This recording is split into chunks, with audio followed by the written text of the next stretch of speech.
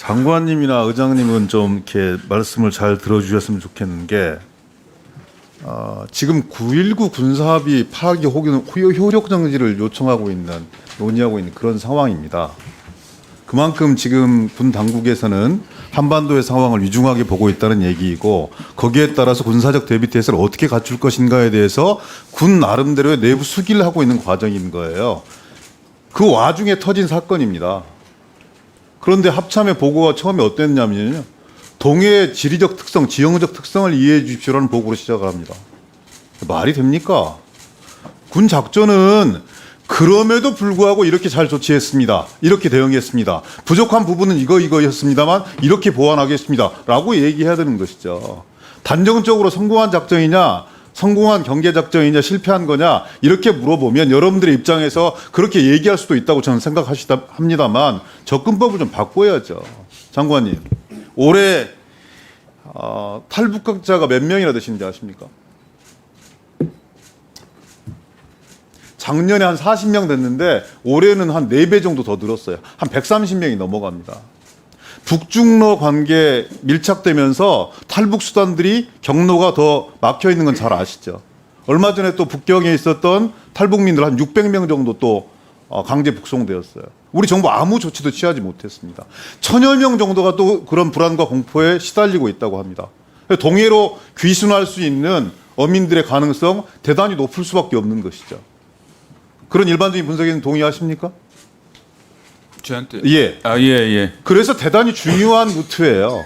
여러분들이 감시의 현실적인 한계를 얘기하죠.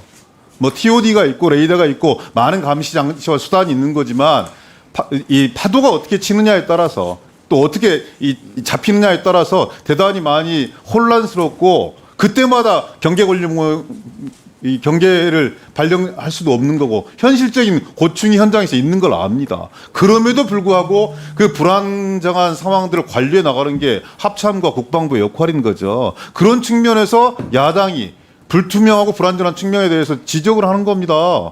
NLL 넘어온 순간부터 적어도 한 5시간에서 7시간 이상 우리 당국이 총괄적으로 관리하지 못하는 건 사실 아닙니까? 그리고 합동작전이 해군과 해경과 육군 간에 원활하게 잘 이루어졌다. 이렇게 보기에도 어려운 측면들이 있기 때문에 야당이 지적하는 겁니다. 합참 의장께서 정색하고 얘기할 것은 김병주 의원님의 주장에 대해서 단정적으로 배제하는 것이 아니라 그것이 안고 있는 내포하고 있는 의미에 대해서 더 심각하게 생각해 보셔야 되는 거예요. 왜 더 그러냐? 신원식 국방부 장관이 그 자리에 앉아있기 때문에 그렇습니다. 이러저러한 논란에도 불구하고 정치권 일부에서 신원식 장관의 존재감을 인정했던 것 중에 가장 큰 거는 적어도 작전과 전략에 있어서는 신원식만한 사람이 없다. 이런 세간의 평가에 대해 주목했기 때문에 그렇습니다. 장관으로 부임하고 나서 첫 번째 대안은 합동작전이에요. 실망스럽습니다, 장관님. 그런 식으로 답변하시고 합참 의장이 그런 식으로 말씀하는 것에 일방적으로 동의하시는 건 지극히 실망스럽습니다. 작전과 전략에 능통하신 분이 대응하는 건 이런 것이 아니라고 보여지고요. 그리고 또 일반적인 장비의 노후화라든지 아니면 감시 활동의 범주의 어떤 광역화 이런 부분들로 설명될 수 있는 부분들이 아니다. 좀 더 배전의 노력을 더 해야 된다. 이런 지적에 대해서 장관은 어떻게 생각하십니까? 네, 동의합니다. 아까 성공이라는 것은 현 체제 하에서 장병들이 아주 사명을 가지고 잘했다는 의미에서 이야기한 거고요. 장관님, 그러나 감시제 보안 등 추가 보안 요소는 있어서 정말 어려운 있습니다. 상황에서 정말 열악한 이 상황에서 감시 장비로 5시 반 또 7시 추적해내고 이런 병사들에 대해서 칭찬해 주는 거 마땅합니다. 근데 그걸 또 현실적으로 그것을 어떤 어떤 목선인 거죠. 어떠한 목적을 가지고 온 건지. 그리고 또 이 시기가 이걸로 국한되는 것이 아니라 아까 말씀드렸던 탈북민들이 급증하고 있는 그런 상황이기 때문에 그런 그 틈타서 목선을 가장해서 무장병력이 내려올 수도 있는 거예요. 그런 걸 예방해 달라고 얘기하고 있는 겁니다. 국민의 목소리를 대변해서. 정색하고 얘기해야 될 것은 그런 위험성들에 대해서 군이 어떻게 대비하고 있는 것이냐 이런 부분이라고 저는 생각합니다. 의장님께서도 좀 새겨들었으면 좋겠는데요. 제가 의문 제기하시면 거기에 대해서 수긍할 것, 또 저희들이 교훈을 삼을 것, 보완할 것 합니다. 그러나 그것을 단정적으로 실패, 둔갑 이렇게 아예 평가를 하셨기 때문에 그 부분을 그거는 바로잡기 위해서 김병주 말씀드립니다. 의원님하고 오후에 좀 더 논쟁을 해보시고요. 그리고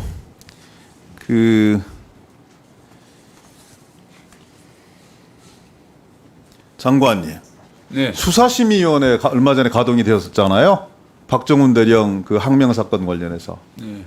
거기에 특정한 정파의 색깔을 띤 집권 여당 출신의 몫을 그래서 특정한 정치적 의견을 가진 분들 이런 분들이 포함되는 게 타당합니까? 합당합니까? 제가 어제 정무위에서 그 문제가 있어서 저도 확인을 좀 했습니다. 네.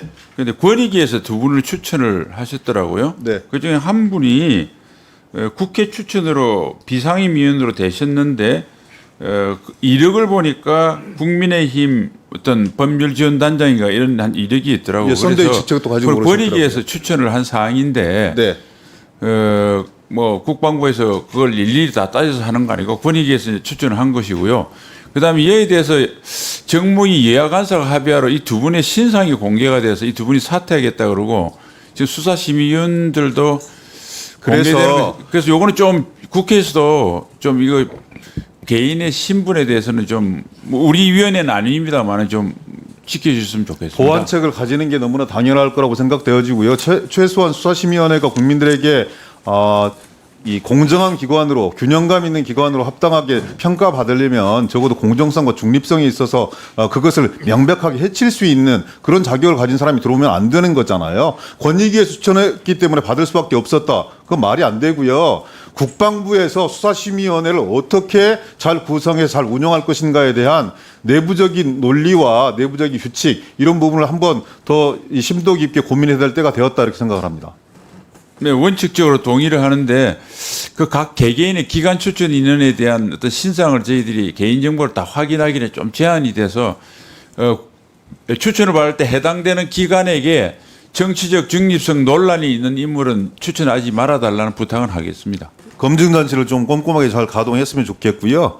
그 다음에 진실이라는 문건 전체 한번 다 읽어보셨어요? 네. 국방부에서 나왔는데 네. 어떻든가요? 말이 되든가요 다? 뭐 그 당시까지 되어 있던 논란에 대한 나름대로 국방부 입장을 정리한 것으로 이렇게 그럼 이해했습니다. 보십시오. 장관은 군사법원법에 따라서 필요시에 3대 이관 범죄를 민간 수사기관에 이첩하지 않고 군에서 수사 및 재판을 할 수 있도록 결정할 수 있는 권한도 가지고 있습니다. 이게 말이 되는 주장이에요?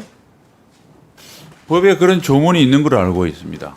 네, 알고 있지 국가안보상 뭐 말고요. 필요할 경우에 이건 예. 말이 안 되는 위헌적 거고 군사법원법의 규정 취지를 정면으로 위반하는 거예요.